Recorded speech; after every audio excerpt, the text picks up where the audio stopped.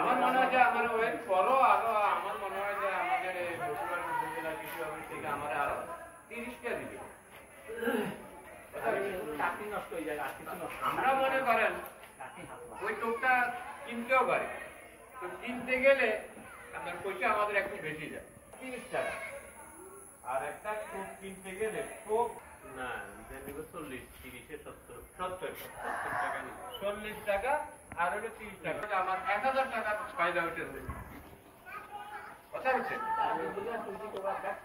আমরা অ্যাকচুয়ালি এই জিনিসটা আমরা মনে করি আমরা এই যে গ্যাস মারলে এই জিনিসটা কোনোদিন মরেও না আর এটা যায়ও না। মনে করি এখন স্প্রে করছে, স্প্রে করার পরে এটা কি উড়ে গেছে, 5 মিনিট পরে দেখবেন আবার এই বোমাটা আবার ওই ফলটার উপরে, কিন্তু এটার মধ্যে আপনি গ্যাস মারছেন স্প্রে করো তো ওই ফলটার উপরে, কিন্তু এটা এইভাবে মরে না। এটাকে যদি দমন করতে হয় ঠিক আমাদের ফেরামনটা লাগবে, এটা ব্যাপার করতে হবে। কথা বুঝলেন? দেখেন না আগে ডিরেক্টর লাগাই, ঠিক আছে এখন এটা সবাই লাগাবেন তো, সবাই লাগাবেন, সুন্দরভাবে ব্যাখ্যা করছে, সুন্দরভাবে ব্যাখ্যা করছে। যেটা বলছে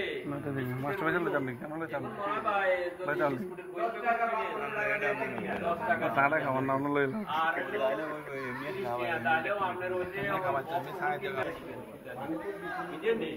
তাহলে এটা বেশি পয়সারও দরকার হয়তো নয়, কিন্তু বাস্তবে এটা হলো পরিবেশ বান্ধব।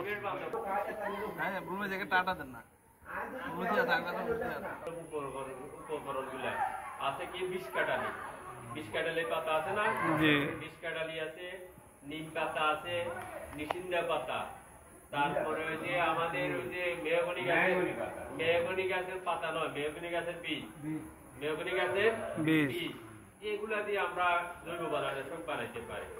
যে আপনি যদি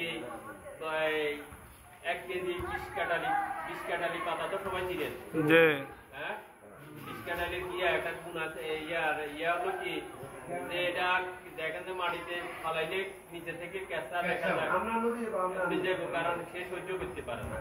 তার ভিতরে বিষ কাটালির মধ্যে দুটো আছে, হ্যাঁ,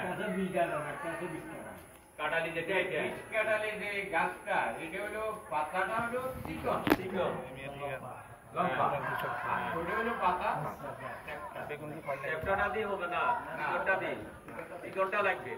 1 কেজি পাতা, 1 কেজি পরিমাণ পাতা নিলেন, নেওয়ার পরে এটারে পিষে